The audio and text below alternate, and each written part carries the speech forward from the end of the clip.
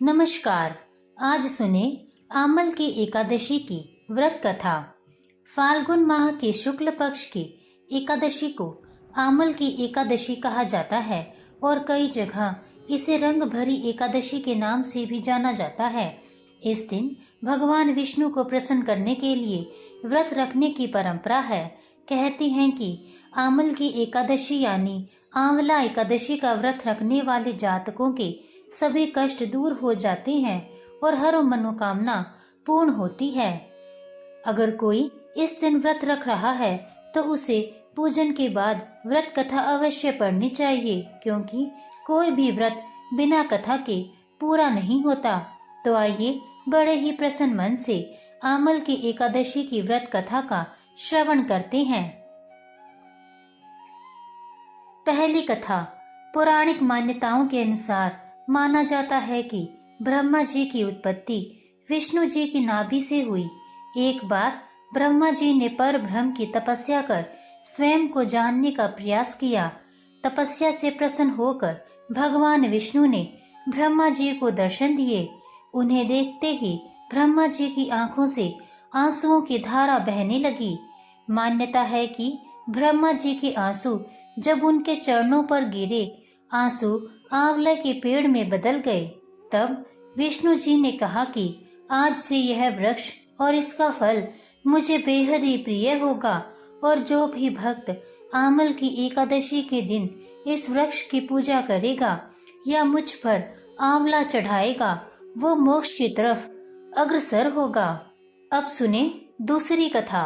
वैदिश नाम का एक नगर था। उस नगर में ब्राह्मण, क्षत्रिय, वैश्य और शूद्र रहते थे। वहां रहने वाले सभी नगरवासी विष्णु भक्त थे और वहां कोई भी नास्तिक नहीं था। उसके राजा का नाम चैत्ररथ था। राजा चैत्ररथ विद्वान थे और वह बहुत धार्मिक थे। सबसे खास बात थी कि उस नगर में कोई भी व्यक्ति दरिद्र नहीं था। नगर में रहने वाला हर शख्स एकादशी का व्रत करता था। एक बार फाल्गुन महीने में आमल की एकादशी आई। सभी नगरवासी और राजा ने यह व्रत किया और मंदिर में जाकर आंवले की पूजा की और वहीं पर रात्रि जागरण किया। तभी रात के समय वहां एक बहेलिया आया। बहेलिया घोर पापी था, लेकिन उसे भूख और प्यास लगी थी, इसलिए मंदिर के कोने में बैठकर जागरण को देखने लगा और विष्णु भगवान व एकादशी महात्म्य की कथा सुनने लगा। पूरी रात बीत गई। नगरवासियों के साथ बहेलिया भी पूरी रात जागा रहा। सुबह होने पर सभी नगरवासी अपने घर चले गए। बहेलिया भी घर जाकर भोजन किया। कुछ समय के बाद ही बहेलिये की मौत हो गई, लेकिन उसने आमल की एकादशी की व्रत कथा सुनी थी और जागरण भी किया था, इसलिए वह राजा विदुरथ के घर जन्म लिया। राजा ने उसका नाम वसुरथ रखा। बड़ा होकर वह नगर का राजा बना। एक दिन वह शिकार पर निकला, लेकिन बीच में ही मार्ग भूल गया। रास्ता भूल जाने के कारण वह एक पेड़ के नीचे सो गया। थोड़ी देर बाद वही मलेच्छ आ गए और राजा को अकेला देखकर उसे मारने की योजना बनाने लगे।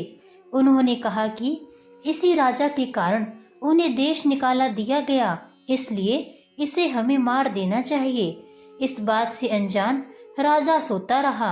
मलेच्छों ने राजा पर हथियार फेंकना शुरू कर दिया, लेकिन उनके शस्त्र राजा पर फूल बनकर गिरने लगे।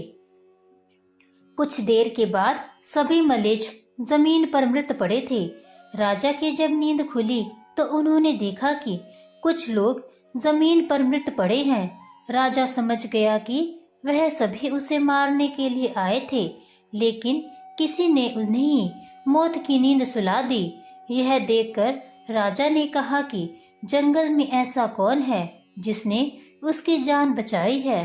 तभी आकाशवाणी हुई कि हे राजन, भगवान विष्णु ने तुम्हारी जान बचाई है। तुमने पिछले जन्म में आमल की एकादशी व्रत कथा सुनी थी और उसी का फल है कि आज तुम शत्रुओं से घिरे होने के बावजूद जीवित हो। राजा अपने नगर लौटा और सुखी पूर्वक राज करने लगा। और धर्म के कार्य करने लगा। महर्षि वशिष्ठ बोले कि हे राजन, यह आमल की एकादशी के व्रत का प्रभाव था जो मनुष्य। प्रेम से बोलिए विष्णु भगवान की जय।